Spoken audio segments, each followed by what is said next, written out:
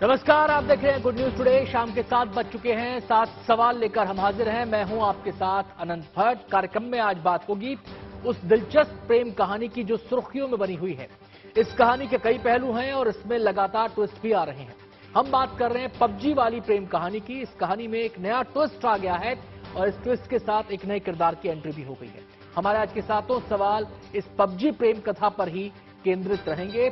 हमारा पहला सवाल ये रहा आपके सामने। हमारा सवाल है, पाकिस्तान से भारत आई सीमा को किसने दी धमकी? सीमा और सचिन की इस प्रेम कहानी में जिस नए किरदार की एंट्री हुई है वो पाकिस्तान का कुख्यात डकैत है। इसी डकैत ने एक अटपटी सी धमकी दी है। उसने कहा है कि सीमा नहीं लौटी तो पाकिस्तान में हिंदू मंदिरों पर वो हमला कर देगा।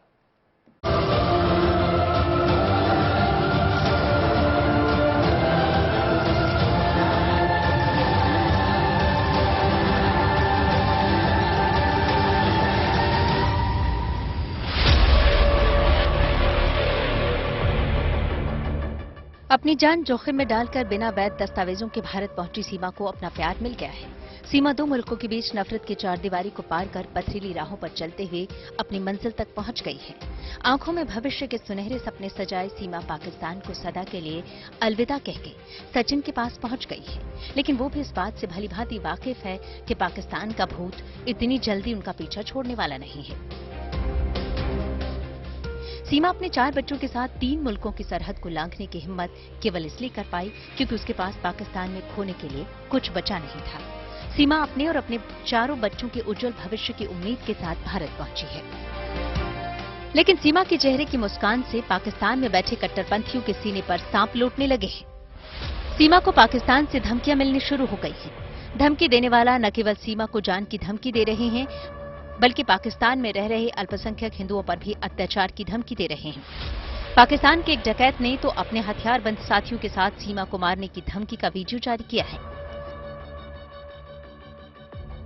हमारा पीलेम जखरानी कबीले वाला है, हमारा लड़की इधर से गया है, तुम्हारा पाकिस्तान से गया, इंडिया में दिल्ली में गया, ये बात समझ लो। तुमने हमारा लड़की औरत वापस नहीं किया। जिलो, जेकाबाद, कश्मीर, रतोदेरो, जहाँ जहाँ तुम्हारा हिंदू गैर मजहब था। अपने हथियारबंद साथियों से घिरा हुआ यह है पाकिस्तान का कुख्यात डकैत रानो शार। सीमा के पाकिस्तान छोड़कर भारत एक हिंदू लड़की के पास जाने के फैसले से रानो शार बौखलाया हुआ है। इसलिए रानो शार ने धमकी देते हुए कहा है कि अगर सीमा को वापस पाकिस्तान नहीं भेजा गया तो इसका बदला वो पाकिस्तान में मंदिरों पर हमला करके लेगा। उसने पाकिस्तान में रह रहे अल्पसंख्यक हिंदुओं को भी निशाना बनाने की धमकी दी है।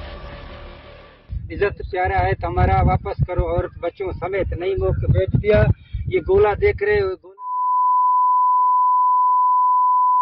बच्चा ये देख रहे हो, बलोच कौम है, जखरानी है, ये सारा उसका बच्चा। पाकिस्तान जिंदाबाद, पाकिस्तान जिंदाबाद, बलोच कौम जिंदाबाद। पाकिस्तान में भी सीमा का विरोध हो रहा है और उसे गद्दार बताया जा रहा है। सीमा को अंदेशा था कि पाकिस्तान से भारत पहुंचने के बाद उसके खिलाफ पाकिस्तान में माहौल बनाया जाएगा, इसलिए वो किसी भी कीमत पर पाकिस्तान वापस नहीं जाना चाहती। सीमा को डर है कि अगर उसे वापस पाकिस्तान भेजा गया तो उसे पत्थरों से कूचकर उसकी हत्या कर दी जाएगी। जब मैंने इंडिया का बॉर्डर क्रॉस करा ना, मैं बहुत खुश हो गया, मैं झूम उठी सच में। फिर मैंने कानों में हैंड फ्री लगा के बड़े स्पीकर में गाने चला के अपने कानों में बहुत खुश हुई मैं। फिर मुझे इतनी खुशी हो रही थी कि मैं इंडिया में हूँ। यहाँ ससुराल आकर कैसा लगा पहली बार आप जब पहुंची यहाँ दाखिल हुई? बहुत अच्छा लगा। बहुत मेरी इच्छा थी यहाँ आना। इच्छा के कारण ही हम जेल में पड़ गए। इनको मैंने कहा वकील करो, मैंने घर जा। सीमा सचिन के लिए कुछ भी कर गुजरने को तैयार है। यहाँ तक कि उसने सचिन के खातिर धर्म परिवर्तन कर लिया है, घर में पूजा पाठ शुरू कर दिया है, गंगा स्नान की बात कर रही है। सीमा बस केवल इतना चाहती है कि उसे वापस पाकिस्तान न भेजा जाए। इसके लिए वो देश के प्रधानमंत्री और प्रदेश के मुख्यमंत्री से हाथ जोड़कर यहाँ रहने की गुजारिश कर रही है। हमारी देंगे, हमारा यही सिस्टम चलता है। हमारा काला काली कहते हैं, वो रवाज चले हमारे। बलोच का मतलब बलोच है ना, तो बलोच में यही है। बहुत लड़कियां मर गई जिनको वहाँ गांव में, उनके पास पुलिस तो जाती नहीं गांव में। हमारे जो मेरे बच्चे का गांव था पहले वाले का, ना वो कानून जाते हैं ना वो कानून बात भी कर सकता है। मैं वहाँ नहीं जाना चाहती। मैं यही मरूंगी भी यहीं और जीऊंगी भी यहीं सर, क्योंकि मैं यहीं रहना चाहती हूँ। मैं हिंदू धर्म मैं भी स्वीकार कर चुकी हूँ, मेरे बालक भी। प्लीज हमें रहने दिया जाए, और वापस जाऊंगी वो मुझे मार देंगे। कितना भी दहला बहला के वापस बुलाएंगे, पूरा पाकिस्तान उनकी सपोर्ट करेगा। सीमा की जिंदगी फिलहाल कानूनी पेचीदगियों के इर्द गिर्द घूम रही है। एक तरफ तो उसके खिलाफ भारत में अवैध तरीके से एंट्री लेने का मुकदमा चल रहा है, वहीं दूसरी तरफ पुलिस और केंद्रीय जांच एजेंसियां उसके इतिहास भूगोल की जांच पड़ताल में जुटी हैं। लेकिन इन सब के बावजूद सीमा अपने चेहरे पर मुस्कान सजाए फिलहाल अपनी जिंदगी को बिंदास तरीके से जी रही है, बिना इस बात की परवाह किए कि कल हो न हो।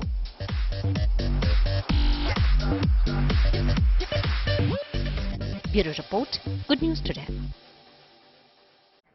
भारत और पाकिस्तान के रिश्तों में तलखी पुरानी है। पाकिस्तान हमेशा भारत के खिलाफ साजिशें रचता रहता है, ये बात भी जग जाहिर है। रिश्तों की एक कड़वाहट और अदावत का इतिहास भी सीमा को सचिन के प्यार में बंधने से नहीं रोक पाया और सचिन के लिए वो पाकिस्तान से हर जोखिम को उठाते हुए भारत आ गई। ये बात पाकिस्तान में बहुत से लोगों को अखर रही है।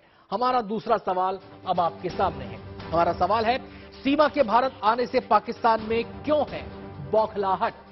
सीमा के भारत आ जाने पर वहां के लोगों के जो रिएक्शन आ रहे हैं, उनसे ऐसा लगता है कि वो इसे पाकिस्तान की तौहीन के तौर पर देख रहे हैं।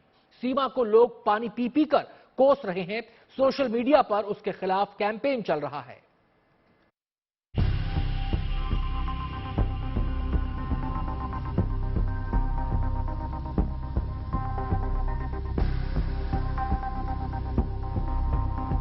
वैसे तो पाकिस्तान के कराची और भारत के ग्रेटर नोएडा शहर की दूरी लगभग 1150 किलोमीटर है, लेकिन इन दो शहरों के बीच में है दो मुल्कों भारत और पाकिस्तान की सरहद, जिसे गैरकानूनी तरीके से पार करना केवल अपनी जान जोखिम में ही डालना है। लेकिन इस दूरी को अपने प्रेम से पाट देने का मादा रखने वाली सीमा ने सरहदी बंदिशों को तोड़कर भारत आने का फैसला किया।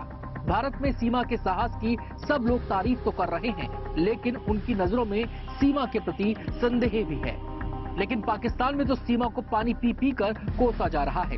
सोशल मीडिया पर सीमा के खिलाफ जमकर भड़ास निकाली जा रही है। एक तो मैंने जब से न्यूज सुनी है, मुझे उस औरत से मिलवा दो एक दफा।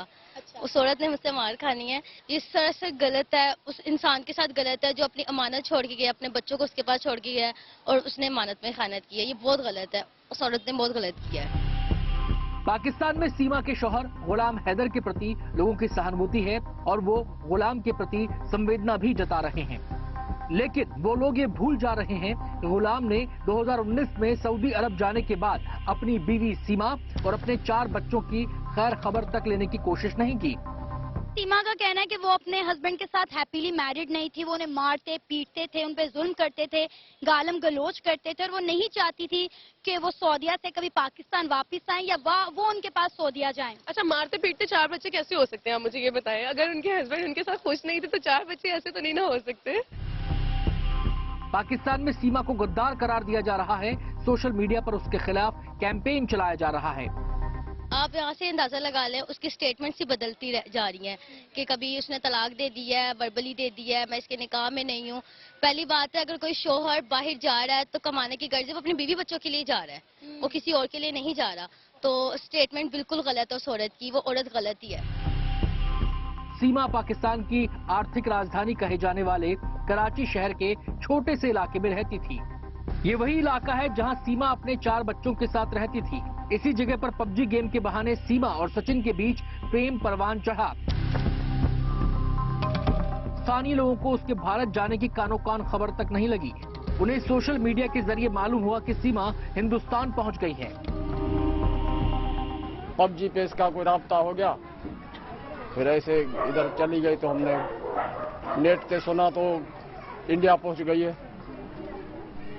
हमारे को तो यही पता है। सीमा के पड़ोसी के मुताबिक सीमा ने उन्हें केवल ये कहा था कि वो 3-4 दिनों के लिए अपने घर जा रही है और तब तक उन्हें घर की देखभाल करने को कहा था। अभी भी ऐसा ही बोला, भाई हम जा रहे हैं गांव, 3-4 दिन हमारे सामान का ख्याल रखो, फिर हम वापस आ जाएंगे। गई तो फिर वापस नहीं आई।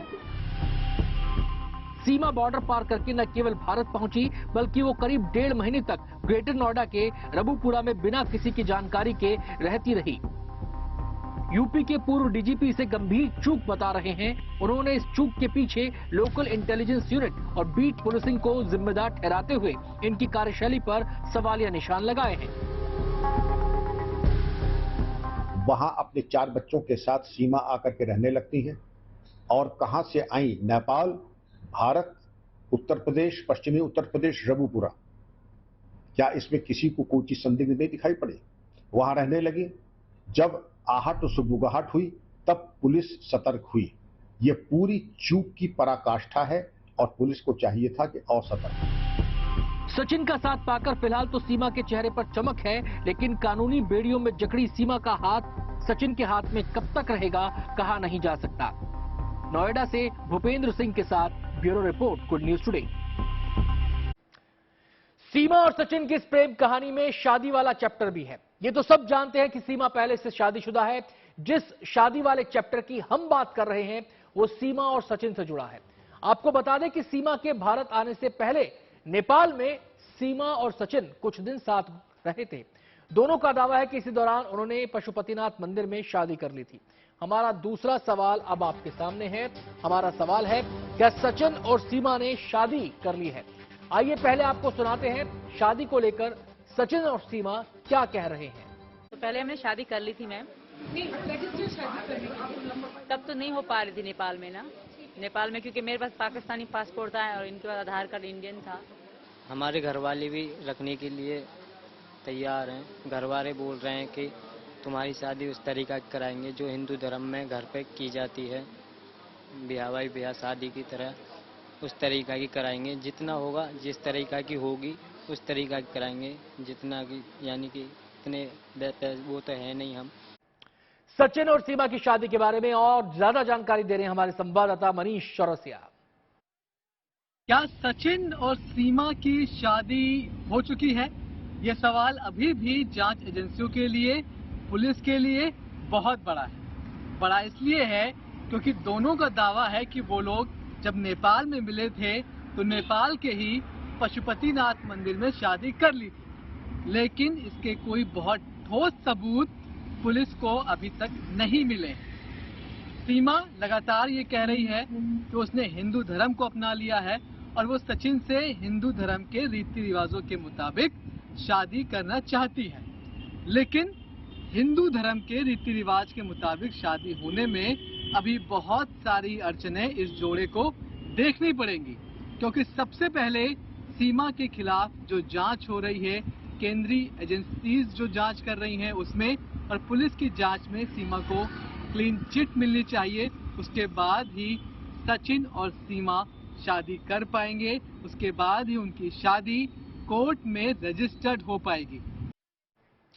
पबजी वाली इस प्रेम कहानी में केवल रिश्तों का ट्रायंगल नहीं है। इस कहानी में सीमा, उसका पति हैदर और प्रेमी सचिन के अलावा 4 और अहम किरदार हैं। वो 4 किरदार हैं सीमा के 4 बच्चे। खींचतान उन पर भी हो रही है। नजर डालते हैं हमारे चौथे सवाल पर, और हमारा सवाल है, 4 बच्चों को लेकर सीमा के पति का क्या दावा है। आइए देखते हैं सीमा और उसका पति कैसे बच्चों पर अपना हक जता रहे हैं। हिंदुस्तान के मीडिया का मैं बहुत शुक्रगुजार हूं कि मुझे तो कोई पता नहीं था मेरे बच्चे किधर हैं।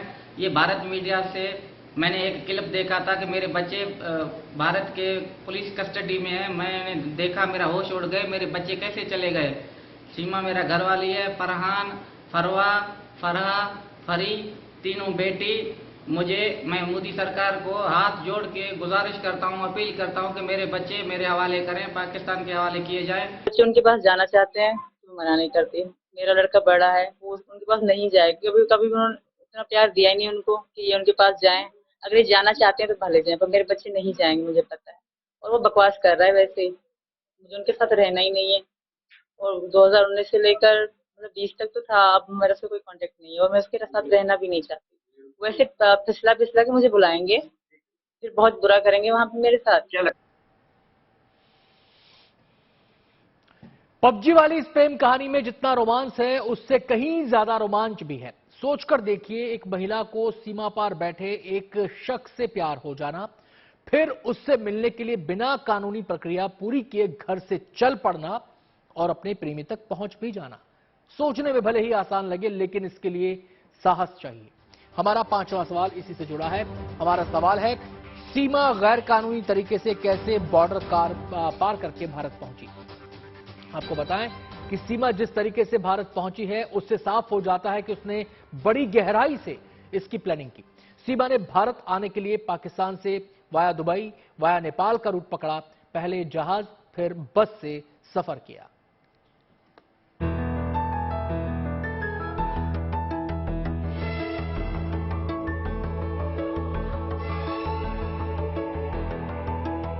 किसने सोचा था कि पाकिस्तान में जन्मी और बड़ी हुई लोअर मिडिल क्लास की सीमा हैदर की जिंदगी में एक दिन इतना बड़ा यू टर्न आ जाएगा?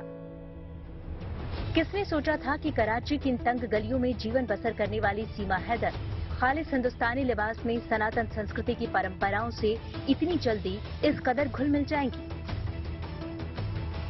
लेकिन आप ये भी जान लीजिए कि अपनी जिंदगी में आई इस नायाब क्रांति की शाहकार खुद सीमा ही है, जिस हिंदुस्तान के नाम से आम पाकिस्तानी की भौहें तन जाती हैं। उस हिंदुस्तान के एक शख्स को सीमा ने न सिर्फ अपना दिल दे दिया, बल्कि उसे पाने के लिए फौलादी इरादों के साथ उस अग्निपथ को पार भी कर लिया, जिसके लपटों का तस्वुर फौलादी इंसानों के दिलों में भी सिहरन पैदा कर सकता है।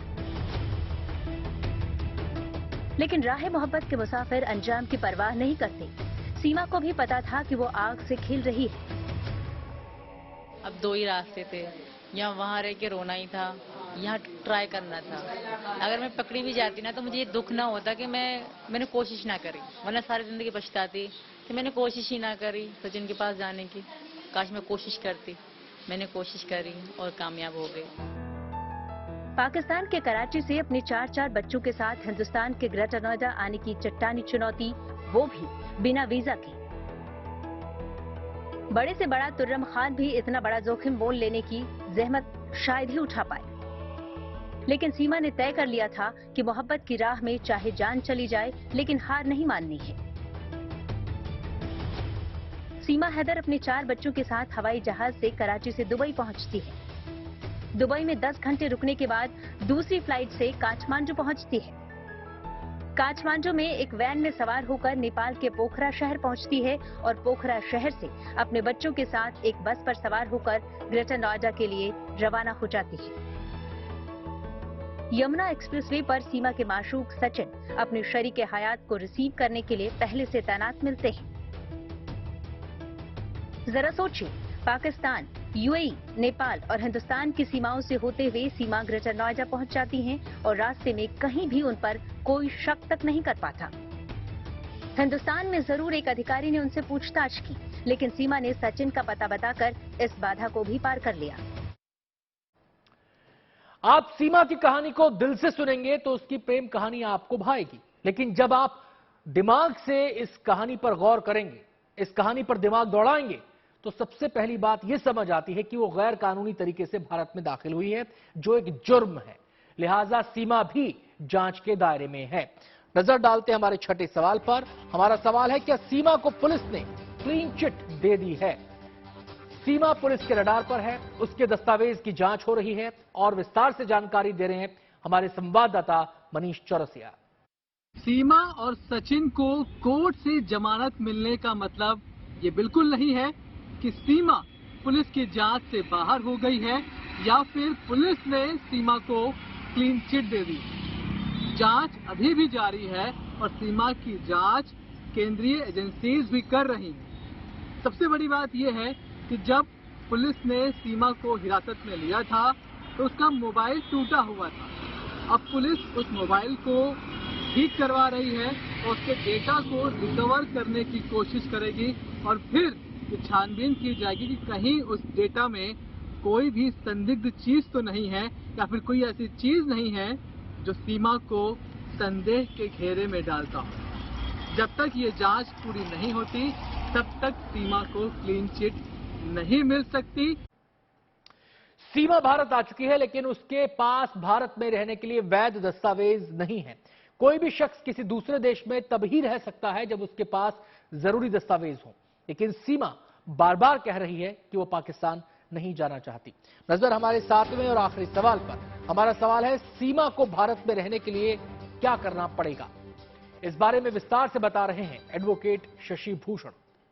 भारत में रहने के लिए अपना एक मर्सी एप्लीकेशन भारत सरकार को देना होगा, जिसके तहत सारी चीज़ों को विदित करते हुए बताना होगा कि वह अपने बच्चों के साथ हिंदुस्तान आ गई है, उसके मुल्क में उसकी जान को खतरा है और वह नेक नियति के साथ यहाँ आई है। इस आधार पर वह भारत सरकार के मर्सी ग्राउंड के आधार पर उस आवेदन के साथ जब तक उस आवेदन का निराकरण नहीं हो जाता है तब तक वह यहाँ रह सकती है। अपने बच्चों के जान माल का खतरा, अपनी जान माल के खतरा को बताते हुए कि पाकिस्तान में उसके पति या उसके किसी अन्य आपराधिक तत्वों द्वारा उसकी जान माल को खतरा है, उस आवेदन को भारत सरकार कर दे सकती है। अगर भारत सरकार उसके आवेदन पर गौर करती है तो सीमा यहाँ रह सकती है। उसके लिए गृह मंत्रालय में और विदेश मंत्रालय दोनों में सीमा को आवेदन देना होगा। कार्यक्रम में आज इतना ही।